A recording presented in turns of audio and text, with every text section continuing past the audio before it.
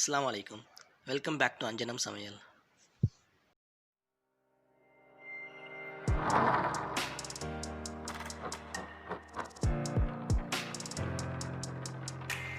இன்றைக்கி ஆக்சுவலாக உடம்பு சரியில்லை அப்படின்னு சொல்லிட்டு TomYum சூப் செய்யலாம் அப்படின்னு சொல்லி ஒரு பிளானு. இது வரைக்கும் சோலோவாக தனித்தனியாக பண்ணிக்கிட்டு இருந்தோம். ஸோ இப்போ டியோவாக வாய்ஸ் ஓவர் கொடுக்கலாம் அப்படின்னு சொல்லிட்டு ஒரு பிளான் பண்ணியிருக்கிறோம். ஸோ வாங்க வீடியோக்குள்ளார போகலாம். ஆக்சுவலாக TomYum சூப் வந்து உடம்பு சரியில்லை, ரொம்ப சளி காய்ச்சலாக இருக்குது, அந்த மாதிரி சுச்சுவேஷனில் இந்த சூப் சாப்பிட்லாம். ஆக்சுவலாக இது தாய் குசைனில் ஒரு முக்கியமான ஸ்டார்டர். அஸ்ஸலாமு அலைக்கும். இப்போ TomYum சூப் எப்படி செய்யலான்றதை பார்க்கலாம். ஃபஸ்ட்டு ஒரு கடாயில் எண்ணெய் ஊற்றிக்கிறேன்.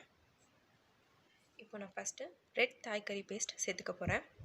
இதோட வீடியோ வந்து முன்னாடியே அப்லோட் பண்ணியிருக்கிறோம். வீடியோட லிங்க்கை கீழே டிஸ்கிரிப்ஷனில் கொடுக்குறேன், மறக்காமல் பாருங்கள். 2 இன்ச்சு வர மாதிரி லெமன் கிராஸை 4ஆக கட் பண்ணி எடுத்துக்கிறேன். அது இல்லாமல் லைம் லீவ்ஸ், அதாவது எலுமிச்சை மரத்தில் வரக்கூடிய இலையை எடுத்துக்கிறேன். நல்லா கசக்கி அதை அப்படியே நான் எண்ணெயில் போட்டு கொஞ்சம் நேரம் வதக்குறேன். நீங்கள் வதக்கிட்டுருங்க, நான் மற்ற இன்க்ரீடியன்ஸ்லாம் ரெடி பண்ணிகிட்ருக்கேன். சரி நான் வதக்கிட்டுறேன். 1 கப் தண்ணி கொடு. தண்ணி அங்கே வச்சுட்டேன், எடுத்துக்கோங்க. சரி ஓகே. இப்போ தண்ணி ஊற்றியாச்சு. தண்ணியை ஊற்றிட்டு ஒரு கொதி விடுங்க. ஒரு கொதி விட்டு அதை நம்ம வந்து திருப்பி ஸ்டெயின் பண்ணிக்கணும், அதாவது வடிகட்டணும். வடிகட்டி அந்த மசாலாவை எல்லாத்தையும் நம்ம எடுத்துருவோம். ஸோ இப்போ நான் வடிகட்டிடுறேன். ஃபுல்லாத்தையும் வடிகட்டி அந்த தண்ணியை மட்டும் நம்ம எடுத்துக்கிறோம். இப்போ இந்த தண்ணியில் தான் நம்ம மற்ற வெஜிடபிள்ஸ்லாம் போட்டு திருப்பியும் கொதிக்க விட போகிறோம்.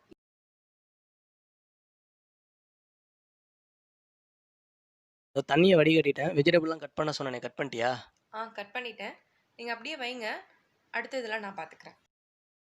இப்போ வடிகட்டி வச்சுருந்த தண்ணியை நான் திரும்பி அடுப்பில் வச்சுட்டு கட் பண்ணி வச்சுருக்க காய்கறிலாம் சேர்த்துக்க போகிறேன். கேரட், மஷ்ரூம், இஞ்சி, பேபிகார்ன், பேபிகார்ன் இல்லை, ஸ்வீட் கார்னு. அடுத்தது வந்து காலிஃப்ளவரு. நீங்கள் வந்து பேபிகார்ன் உங்களுக்கு பிடிக்குன்னா பேபிகார்ன் கூட சேர்த்துக்கலாம்.